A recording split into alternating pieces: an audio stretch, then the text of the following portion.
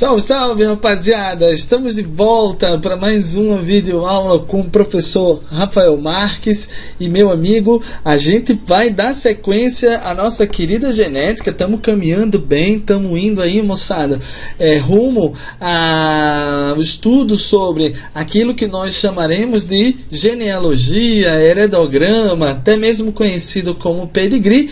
E aqui a gente vai conseguir entender, moçada, de uma vez por todas, como é que essas árvores genealógicas funcionam, o que danado é aquele lance dos quadradinhos, da bolinha, aqueles tracinhos todos. Ai, Rafa, eu nunca consigo entender aquilo. Calma, meu tchutchuco, calma, minha tchutchuca, a gente tá aqui para te ajudar e eu tenho certeza que você vai sair dessa aula conseguindo entender todos esses conceitos numa boa. Valeu, moçada? Se liga aí após a vinheta.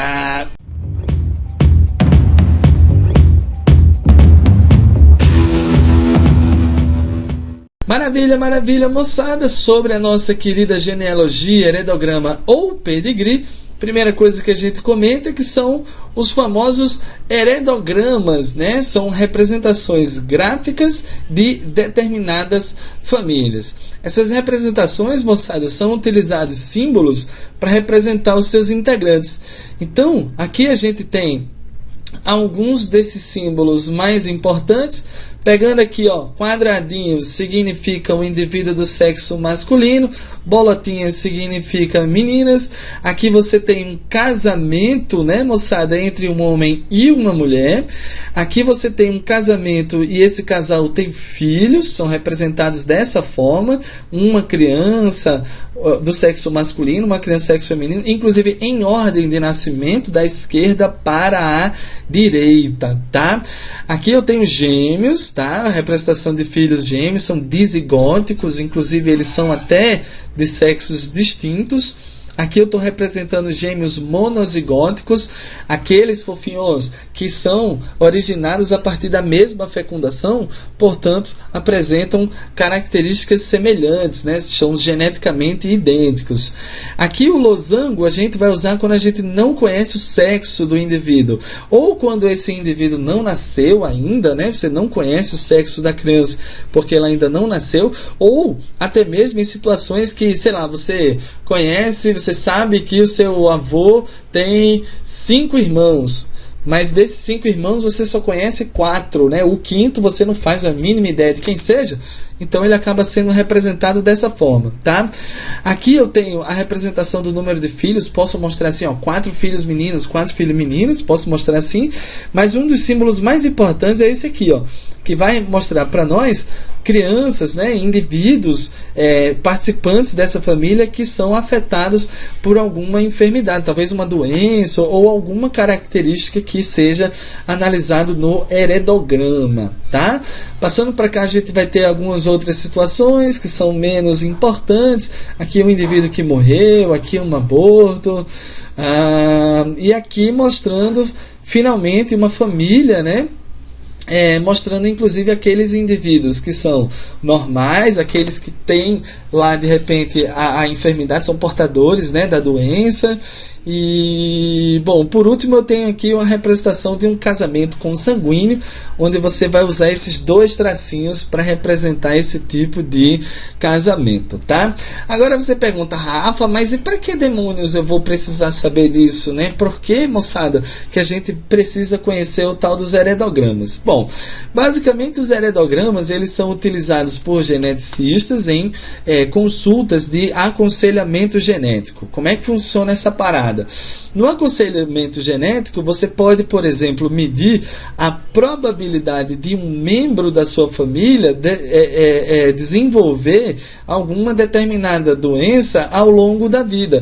Então, você quer saber, por exemplo, a chance do seu tio, a chance do seu pai, ou até de você mesmo no futuro, né, desenvolver, por exemplo, um Alzheimer quando apresentar uma idade mais avançada, desenvolver hipertensão que tenha algum caráter hereditário, alcoolismo, etc. Foi o que fez, por exemplo, a Angelina Jolie, né? A Angelina Jolie ela fez um aconselhamento genético e percebeu que a chance dela desenvolver câncer de mama era muito alta. Então ela acabou sendo aconselhada a realizar a cirurgia de mastectomia, que é a remoção do tecido mamário para você zerar a chance de desenvolver esse tipo de tumor, tá? Agora, o que mais aparece nas provas é isso aqui, ó. Você medir a probabilidade de um membro nascer com uma determinada doença. Então, a criança não nasceu ainda, você tem um casal que planeja ter filhos e ele quer saber, por exemplo, qual a chance daquele filho ser doente ou não. É o que mais aparece nas questões, tá? Uma coisa que vai ajudar muito essa nossa análise é a gente conhecer essa regra aqui, ó. É conhecida como regra dos pais iguais, tendo filhos diferentes. Cara, isso aqui é muito famoso. No mundo dos vestibulares e do Enem, sempre aparece alguma coisa parecida com isso, e é uma regra que você vai poder utilizar em 98% dos casos. Claro que essa não é a única coisa que a gente precisa saber sobre o heredograma, os heredogramas, mas vai te ajudar muito nesse nosso primeiro contato, tá? Então, o lance funciona basicamente da seguinte forma, pessoal. Essa regra, ela vai te ajudar a determinar a dominância ou a recessividade da característica em análise, que geralmente é uma doença, né? Às vezes o enunciado da questão ele não te deixa claro se a doença é dominante ou recessiva, e você precisa dessa informação para conseguir desenvolver os cálculos e as probabilidades e tudo mais. E aí existem basicamente duas situações que você vai encontrar pais iguais tendo filhos diferentes. A primeira delas é quando você tem pais saudáveis, por exemplo, tendo um filho doente, como a gente observa nessa família. O casal é normal, tranquilinho, não apresenta a doença, mas um dos seus filhos apresenta a doença. Então aqui, ó, pais iguais tiveram um filho diferente. Essa é a primeira possibilidade de que a gente vai poder no futuro aplicar essa regra, tá? Segunda situação de tchutchucos, você pega lá uma família em que os pais são doentes, mas acabam tendo um filho saudável. A gente vai ter essa configuração. Os dois pais são afetados pela doença e existe um filho que não é afetado. Então tudo isso aqui, ó, essas duas situações, elas caracterizam pais iguais tendo filhos diferentes, tá?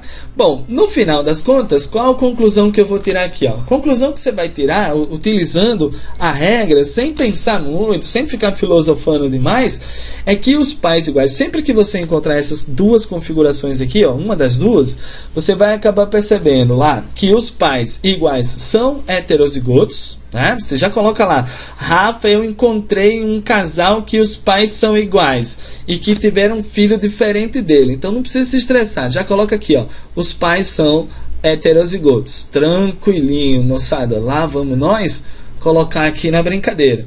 Aqui também, ó, os pais iguais são heterozigotos. Fechou a brincadeira. E o filho diferente é recessivo em ambos os casos.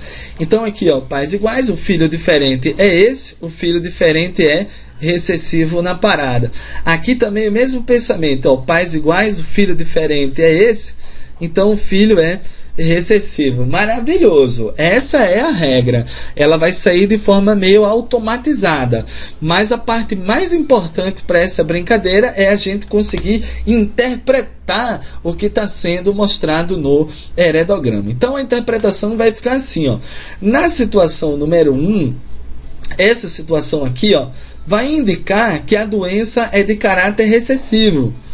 E aí, por que a doença é de caráter recessivo? Porque ela está se manifestando no indivíduo homozigoto recessivo, está se manifestando no indivíduo que não tem alelo dominante. Quem tem alelo dominante não é doente aqui nessa parada, tá? E na situação 2, que é essa aqui de baixo, ó, moçada, isso aí já vai indicar que a doença é dominante. Aí a grande pergunta é, Rafa, por que a doença é dominante? Porque ela está se manifestando em indivíduos que apresentam um alelo dominante. E, inclusive, está ausente nos indivíduos que não apresentam alelos dominantes. E aí, num próximo momento, a partir A partir do momento que você sabe se a doença é de caráter dominante e recessivo, você distrai o heredograma. Porque aqui, por exemplo, ó, essa primeira situação aqui, a doença é recessiva. Então, todo mundo que for doente terá genótipo recessivo. Aqui embaixo, na situação 2, a doença é dominante. Então, todo mundo que for doente apresentará pelo menos um alelo dominante na brincadeira, tá? Nossa, Rafa, essa regra parece ser muito legal. Mas eu não sei como aplicar ela nas questões. Vamos aplicar agora. Vamos pegar uma questãozinha aqui, ó, moçada, bem gostoso, para a gente conseguir entender como é que a gente vai fazer essa aplicação, tá? Olha o que ele diz. A melanina é um pigmento escuro da pele, representa um caráter dominante. Ele já abriu o jogo, né? Já disse que era dominante, mas já a gente vai ver melhor na imagem. Que apresenta uma importante função de proteção contra os raios solares. A incapacidade do organismo de produzir essa substância causa o albinismo, que tem caráter recessivo. Mais uma vez, ele já entregou o jogo, né? Mas aí vamos nessa. Os símbolos escuros representam indivíduos albinos, os círculos representam os indivíduos do sexo feminino, os quadrados os indivíduos do sexo masculino, né? Considere as representações: azão, homozigoto dominante, azão, heterozigoto, homozigoto recessivo. Analise o heredograma abaixo, onde os números apresentam os casais 1, 2 e 3. Olha a família. Olha os casais 1, 2 e 3. Tranquilinho, beleza. Rafa, vamos imaginar que ele não disse que albinismo era recessivo. Tinha como eu descobrir no heredograma? Tinha sim, tchutchucos. O que você vai fazer? Você vai procurar pais iguais tendo filhos diferentes. Vamos ver aqui, ó. Casal 2. Os pais são diferentes. Não rola, moçada. Casal 3. O casal é diferente.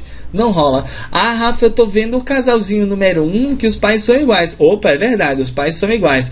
Tiveram um filho diferente. Oh, meu Deus do céu, matou a conversa, né? Então, o que você vai fazer aqui, ó? Lembra lá, ó, os pais iguais são heterozigotos. Tranquilo, fechou a parada.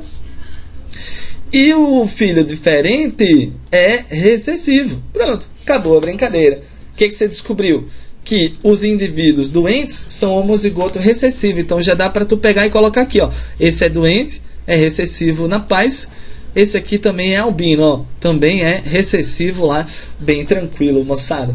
Rafa, e todo mundo que for normal é porque vai ter pelo menos um alelo dominante? Fofinho. Então esse camarada tem pelo menos um alelo dominante, pode ser homozigoto ou heterozigoto. Aqui tem pelo menos um alelo dominante, pode ser homozigoto ou heterozigoto. É sempre bom, antes de você passar para as alternativas, descobrir o genótipo de todos os participantes possíveis, né?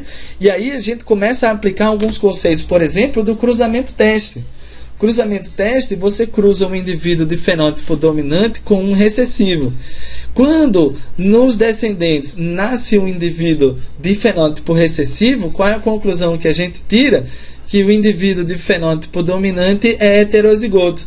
Então, ele transmitiu alelo recessivo para o seu tchutchuco. Esse aqui transmitiu alelo recessivo lá, moçada, para o seu filhinho. E aí você teve a possibilidade de nascer um descendente de caráter recessivo.